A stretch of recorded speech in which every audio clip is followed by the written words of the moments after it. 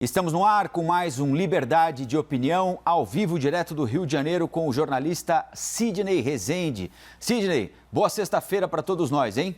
Ótima sexta-feira para todos nós. Bom dia, Colombo. Bom dia a todos. Sidney, ontem, quinta-feira à noite, o presidente da República, Jair Bolsonaro, fez mais uma daquelas transmissões que ele faz todas as quintas à noite, acompanhado de assessores, de ministros. Ontem, o convidado foi o ministro interino da Saúde, general Eduardo Pazuello. E nós separamos aqui um trecho dessa transmissão, que foi muito longa, um dos trechos importantes dessa transmissão, para o seu comentário a seguir. Vamos assistir. Se lamenta todas as mortes. Já está chegando ao número 100 mil, talvez hoje, é isso? Essa semana chegará, provavelmente chegará a 100 mil. Vamos tocar a vida e buscar uma maneira de se safar desse problema. A minha pergunta a você, Sidney, é a seguinte: nós vamos chegar, como disse o presidente da República, em poucos dias aos 100 mil mortos.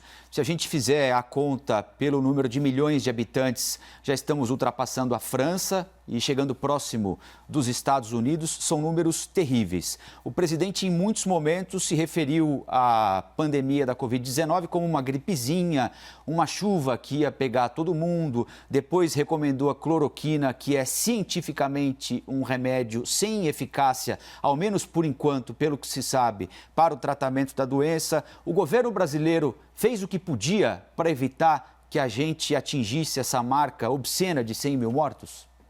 Sempre se pode fazer mais e sempre se pode fazer mais no poder público quando se tem mais organização. Cada vez mais no mundo moderno, o que vale é a organização, não é a beleza, não é a riqueza, é como você soluciona os problemas, como você se prepara para enfrentá-los. O presidente não é de agora, tem esse hábito às vezes de falar coisas que acabam comunicando bem com o povo, no sentido de serem frases feitas e fáceis de compreensão, então todo mundo de alguma maneira até se sente, uma parte pelo menos da sociedade, emocionada com o que ele diz, tocada pelo que ele diz, mas essa banalização, essa naturalização da morte, ela não é boa, ela não é inteligente e ela esconde a verdade dos fatos. Qual seja, infelizmente, os poderes públicos do Brasil não se uniram quando havia condições de fazê-lo, quando a doença já estava propagada em alguns países do mundo. Nós tivemos um tempo, um delay, como se chama-se na nossa linguagem de comunicação televisiva, que é aquela separação entre o que se fala e diz, o som, até a chegada de quem compreende o que você está dizendo.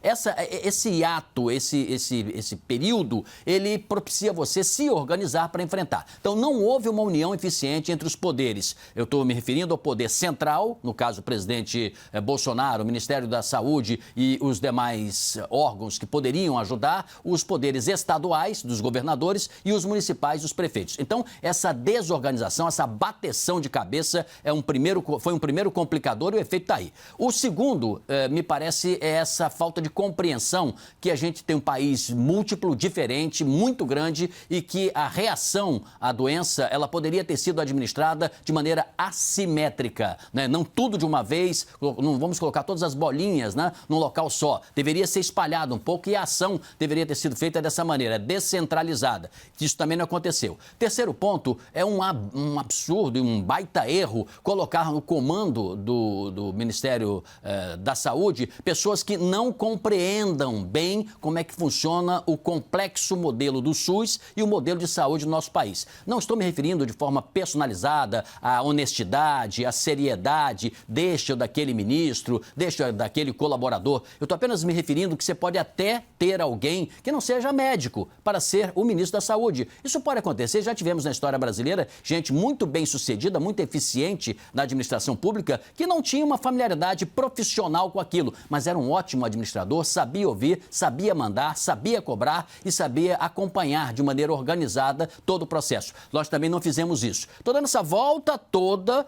para a afirmação do presidente. Não é banal não dizer, vamos tocar a vida, é uma gripezinha, isso aí vai passar, já está acabando. Tem que se fazer, tem que se tomar providências e se fazer com que fique claro para a população população que você está, de fato, numa atitude proativa. Outros países do mundo fizeram isso, outros líderes mundiais fizeram isso. E o resultado foi muito bom, no sentido de que morreram muito menos gente comparativamente ao nosso caso. Nós estamos subindo no ranking de mortes. Isso não é normal, não é natural. Todos nós erramos um pouco e o presidente Jair Bolsonaro errou bastante quando banaliza esse tipo de coisa. Esse tipo de afirmação de ontem é uma afirmação,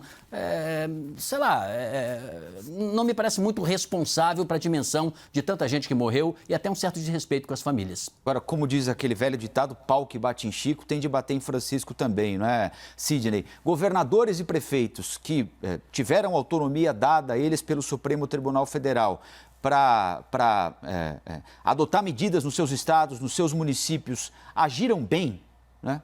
Eles foram bons gestores nessa crise. É claro que há casos específicos, são muitos estados, tem o Distrito Federal, mas de maneira geral, eles souberam o que fazer com o poder que lhes foi conferido? Colombo, autonomia administrativa, ela não é certeza e resultado de completa eficiência. Nós tivemos no Brasil erros e acertos. Um dos erros mais graves foi essa permissão de não se acompanhar cada centavo no momento em que ele foi liberado até o momento em que ele foi pago para organizações não governamentais, para empresas, para prestadores de serviços, por isso tantos casos de corrupção. Então, esta autonomia, ela trouxe um resultado negativo. Por outro lado, a autonomia, ela dá velocidade, há de se convir. Mas o que me parece importante aí, mais do que isso, além desses dois rápidos exemplos, existem outros exemplos, é que essa conexão entre os poderes, a união dos poderes é muito importante. Os governos estaduais e municipais não podem prescindir, não podem virar as costas para o governo federal, achando que o governo federal não é importante porque eu sou governador e tenho autonomia. Não, o governo federal tem uma importância gigantesca dentro da própria hierarquia, como prevê a Constituição, e do ponto de vista administrativo, operacional também. Então, todas as instâncias de poder, elas têm que estar organizadas e determinadas para acertar. Pegue o caso das Forças Armadas, que tem uma hierarquia. Existem erros? Existem, principalmente depois que você termina um processo, olha no retrovisor, você diz, puxa vida, podíamos ter feito de outra maneira. Mas esta organização disciplinar, ela faz com que você, pelo menos, possa fazer com mais cuidado e atenção ao orçamento, à ação operacional, deslocamento de pessoal, qualificação de comando. Então, tudo isso é muito importante. O que eu estou aqui frisando é o seguinte: com autonomia ou sem autonomia, esse entendimento entre os poderes é muito responsável pelo número de mortes que nós tivemos. Mas e se os estados não tivessem autonomia? Será que o número de mortes não seria maior? Nós não sabemos, mas provavelmente sim. Bom, além da liberdade de opinião, Sidney Rezende traz aqui informação apurada, exclusiva, bastidor, sobre essa medida provisória que o governo assinou ontem, né? O presidente falou disso também na transmissão pela internet ontem com o ministro Pazuello. Houve um evento às 5 da tarde, a assinatura da SMP que liberou quase 2 bilhões de reais para a compra da vacina em Oxford, para que o Brasil também tenha a tecnologia para produzir essa vacina que está sendo estudada a partir de um convênio que nós estabelecemos com a Universidade de Oxford e com uma farmacêutica britânica também. O que é que você tem de informação a respeito desse assunto, Sidney? Que bom que você fez essa introdução, porque ela nos permite justamente jogar luz sobre uma compreensão de como é que funciona isso. Vamos lá. O governo liberou dinheiro federal e, com isso, ele sinaliza que quer, o mais rapidamente possível, quando a vacina estiver pronta, que os brasileiros, pelo menos 100 milhões de doses, né? Então, nós estamos aí falando mais ou menos um pouco menos da metade dos brasileiros, já sejam vacinados rapidamente. Por isso, esse acordo. Então, a liberação de dinheiro de maneira antecipada é um gesto positivo e demonstra mais do que uma intenção, uma ação necessária.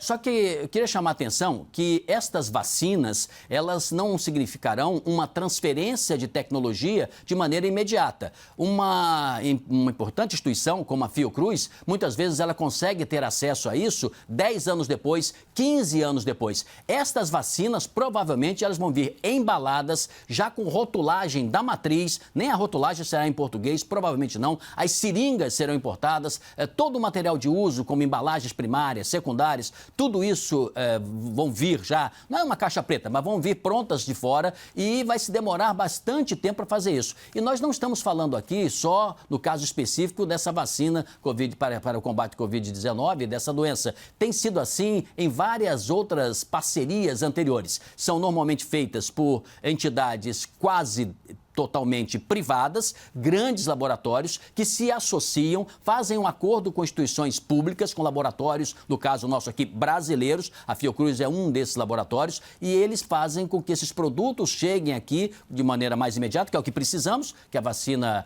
seja logo implantada, que dê certo, que salve seres humanos, mas tem um outro aspecto que eu queria chamar a atenção, com relação à parte contratual. É preciso dar uma olhadinha quanto que a Fiocruz ficará, em termos percentuais, com recursos, porque ela vai precisar armazenar, ela vai precisar distribuir, ela vai precisar deslocar técnicos para Oxford, vai precisar mandar gente da parte administrativa e de pesquisa para Brasília, viajar. A logística, o Brasil é imenso, não é algo que tenha que ser feito por gente que não conhece.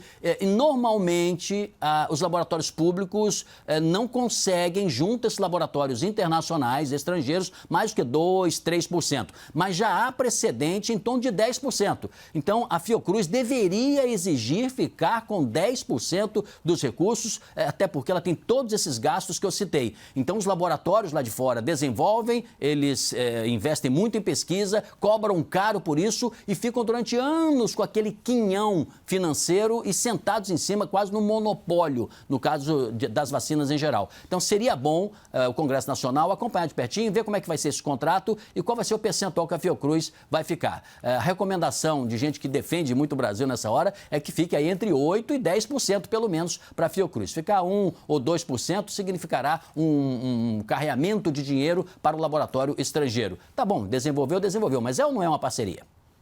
Sidney, nós estamos falando de um aspecto importante da pandemia de coronavírus, o mais importante deles, né, os 100 mil mortos, a busca por vacina, as responsabilizações e será necessário verificar quem agiu bem, quem agiu mal no futuro, isso tudo será peneirado num futuro próximo, a gente espera. Mas tem um outro aspecto muito importante a ser abordado também, a consequência econômica da pandemia, né? O desemprego por aqui subiu para mais de 13% agora no mês de junho e atingiu quase 13 milhões de pessoas. Em 3 meses apenas, foram fechados cerca de 9 milhões de postos de trabalho, segundo o IBGE. E aí a gente está falando, não é, Sidney? É importante ressaltar de postos formais, né? Porque tem aqueles informais que simplesmente perderam completamente a renda, né? A gente sempre teve aqui a intenção de trazer os informais para a formalidade.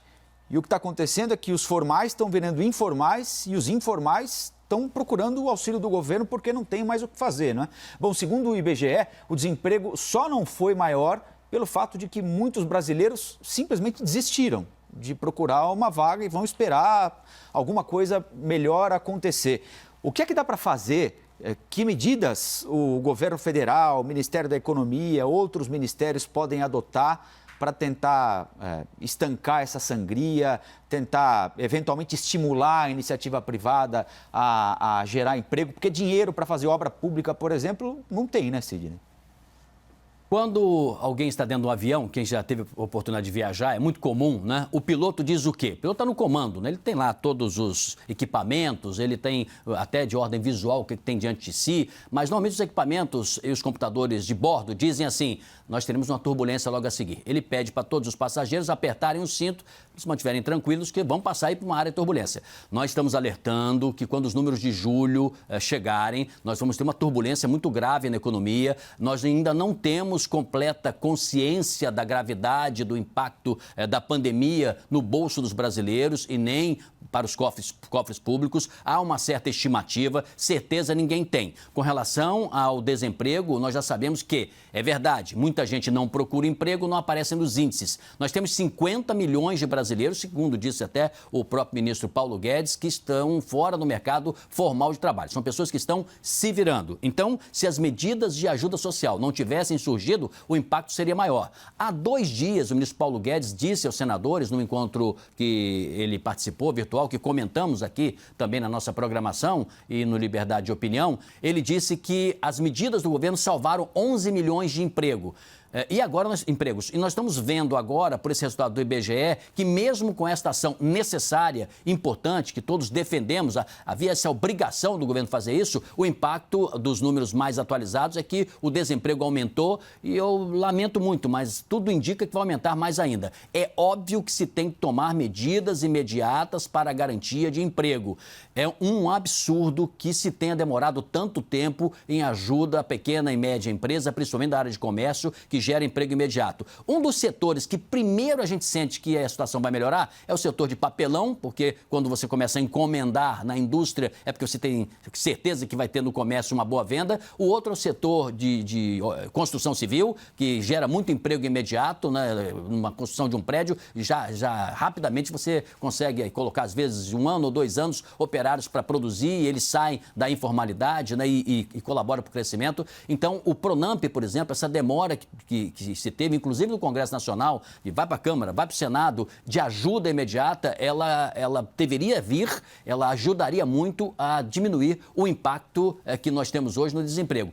É preciso tomar medidas emergenciais mais velozes para que os números de julho tenham um impacto que vão ter mesmo alto, mas pelo menos que os de agosto sejam mais a menos. Tem que se gerar emprego no Brasil e é preciso fazer todo um esforço emergencial para isso. Essa é uma das preocupações do ministro da Economia, Paulo Guedes, certamente, fazer a roda girar, para girar também o volume de criação de vagas de emprego, mas tem outros vários problemas, um mosaico de problemas. Ontem, por exemplo, ele se irritou, subiu o tom, quando questionado sobre a política ambiental do governo Bolsonaro. Participou também de uma transmissão pela internet, organizada pelo Instituto de Estudos de Washington, nos Estados Unidos, e disse o seguinte, abre aspas: entendemos a preocupação de vocês. Vocês querem nos poupar de destruirmos nossas florestas como vocês destruíram as de vocês. Nós não tivemos guerras civis, extinção e exterminações como em outros países. É esse o tom que o ministro da Economia, Paulo Guedes, deve usar para responder a investidores internacionais que têm dúvidas sobre a nossa capacidade e também, eventualmente, sobre o nosso desejo, o nosso empenho de defender o meio ambiente, Sidney? Bom, tom é uma questão de estilo, tom é uma questão de comportamento de cada um. Eu, pessoalmente, sou mais de espírito conciliador. Eu sempre aposto mais no diálogo, por isso eu me considero um democrata, né? Ouvir o outro lado, conversar, falar, tentar de alguma forma nos entender. Eu sempre brinco que se tem 10 itens, né, e nós só nos entendemos em 2 e os outros 8 a gente discorda completamente, eu prefiro trabalhar esses 2 inicialmente, que a gente se entende, e depois vamos gradativamente, com calma, tratar dos 8. Mas parece que no Brasil a gente prefere ficar brigando e colocar os 8 como se fossem os mais importantes do mundo e onde a gente se entende nos outros 2, a gente deixa para lá. Não, vamos pensar uma coisa mais construtiva. Então, eu pessoalmente não gosto desse tom mais beligerante. Mas vamos interpretar juntos aqui, siga o meu raciocínio. Você que está me acompanhando agora e já agradeço a audiência. Olhe bem, vamos imaginar no atacado e no varejo. Adianta alguma coisa você dizer, olha, vocês destruíram o país de vocês e tal, agora vem cobrar da gente. O que quer dizer isso? É um pouco 6, meia dúzia, nem é um bom negócio para nós. Mas vamos tratar da gente aqui, dos nossos problemas. Em 2019, o Brasil sozinho foi responsável por 1/3 da degradação de florestas nativas do mundo. O Brasil sozinho. No ano de 2020, agora, no mês de julho, o número de focos de calor na floresta amazônica cresceu 28% em relação ao mesmo período de 2019. Tirando aspectos de ordem meteorológica, porque aí não tem como você controlar, nós erramos e erramos muito na política de combate ao desmatamento e na política de combate às queimadas. Nós estamos há muito tempo com o pé trocado no governo Bolsonaro. O ministro Ricardo Salles, inclusive, agora responde junto ao Ministério Público por uma ação de probidade administrativa, tem vários itens. E lá está sendo cobrado dele, por exemplo, por que razão que ele demitiu, e não foi uma vez só não, mais de uma vez, fiscais depois de operações bem-sucedidas na floresta amazônica que impediram o desmatamento. Ele simplesmente demitiu. Por que ele desmobilizou a gente do IBAMA? Por que ele está desarticulando já há bastante tempo? Estes órgãos poderiam ser órgãos que amenizariam essa destruição e não precisaríamos aqui nem ficar respondendo internamente e nem externamente internamente. É aquela história de passar boiada. O ministro do Meio Ambiente está comprometendo o próprio governo e faz com que o ministro Paulo Guedes, que é de um cargo absolutamente vital, tenha que ficar debatendo com investidores lá fora, dando explicações. Ou o segmento de agronegócios, que da mesma forma tem que fazer esse tipo de entendimento, poder continuar vendendo produtos brasileiros. Deixa eu chamar um outro destaque aqui, que é importante. O ministro fez uma opção pelos militares para ajudar no desmatamento. E já se gastou em 2 meses quase todos os recursos anuais que o IBAMA recebia. E a pergunta é, o efeito e a eficiência dos militares brasileiros, com todo respeito, eu tenho grande admiração pelo trabalho que eles desenvolvem. E Deus queira que nunca tenhamos uma guerra, né, para a gente precisar testá-los lá em campo de batalha. Mas eles são muito importantes. Mas os militares entendem mais do que os fiscais do IBAMA, os resultados e de outros órgãos de fiscalização. A rigor, a performance em termos de resultado sempre tem sido mais positiva desses órgãos que entendem da floresta do que os militares que são convocados, vão lá, mas nem todos têm perfeito conhecimento da região que atuam. Então são reflexões para nós e o ministro Ricardo Salles e a sua política está prejudicando o governo Bolsonaro e está trazendo uma dor de cabeça, exigindo do ministro Paulo Guedes que faça esse ataque no atacado, quando nós temos muitos problemas no varejo. Sidney, boa sexta-feira, hein? Muito obrigado. Obrigado a todos.